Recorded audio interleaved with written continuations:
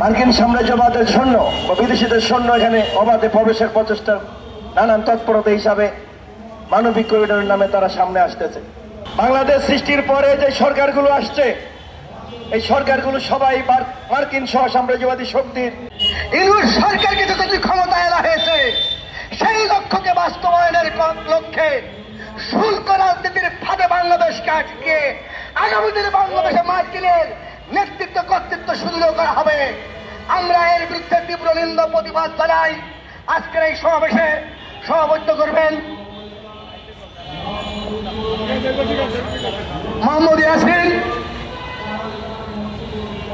এ পর্যায়ে বক্তব্য রাখবেন জাতীয় গণতান্ত্রিক ফ্রন্টের ঢাকা মহানগর কমিটির সভাপতি আখতারুজ্জামান খান। দুনিয়ার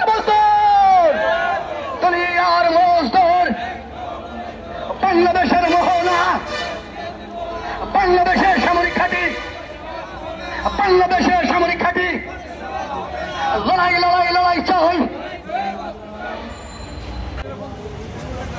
মার্কিন সাম্রাজ্যবাদের সৈন্য বা বিদেশিদের সৈন্য এখানে অবাধে প্রবেশের প্রচেষ্টার নানান তৎপরতা হিসাবে মানবিক করিডোরের নামে তারা সামনে আসতেছে। এই যে নানান ঘটনার মধ্য দিয়ে মানুষ আজ উপলব্ধি করতেছে যে যেই নামে এখানে এসেছে অন্তর্বর্তীকালীন সরকার,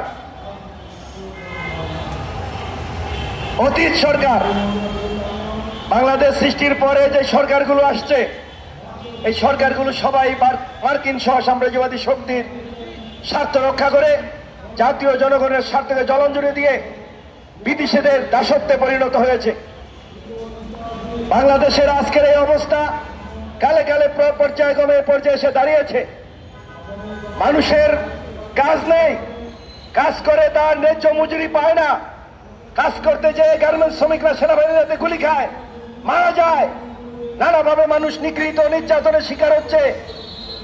আর এই বিষয়ে প্রক্ষেপ না করে, তৎপরতা না চালিয়ে, তার দায়িত্ব পালন না করে তারা এখানে কমিশন, সংস্কার কমিশনের নামে মার্কিনের যে প্রেসক্রিপশন, সেই প্রেসক্রিপশন বাস্তবায়নে নানান তৎপরতা চালাচ্ছে। প্রিয় বন্ধুগণ, সাম্রাজ্যবাদের এই দালাল নির্বাচনের কথা বললেও তার বিশ্বস্ত লোককে সামনে আনার জন্য আর এই ফাঁকে তার স্বার্থে সংরক্ষণ করার জন্য নানান চুক্তিতে আবদ্ধ করার জন্য জনগণকে এক ফাঁদে ফেলাচ্ছে। আজকে দ্রব্যমূল্যের উদ্যোগতে লাগামহীনভাবে নানা সমস্যা জাতীয়ভাবে জর্জরিত, তা নিয়ে সরকারের কোনো তৎপরতা নাই, তার কোনো কার্যকর ভূমিকা নাই। এক প্রভুর স্বার্থ দেখেই তারা তৎপরতা চালাচ্ছে। এর বিরুদ্ধে মানুষকে জাগ্রত হতে হবে, সজাগ হতে হবে, রুখে দাঁড়াতে হবে। রুখে দাঁড়ানোর মধ্য দিয়ে এই যে সাম্রাজ্যবাদের প্রেসক্রিপশনের সরকার, পরবর্তীতে তাদের যে দালাল সরকারকে তারা আদিষ্ট করতে চাবে, তারাও তাদের স্বার্থ রক্ষা করবে। এর বিরুদ্ধে দাঁড়িয়ে জনগণকে তার সরকার, তার রাষ্ট্র, তার সমাজ প্রতিষ্ঠার জন্য সমাজবাদের দালালদেরকে উচ্ছেদ করে জনগণের ক্ষমতা প্রতিষ্ঠার সংগ্রামকে অগ্রসর করাই আমাদের কাজ।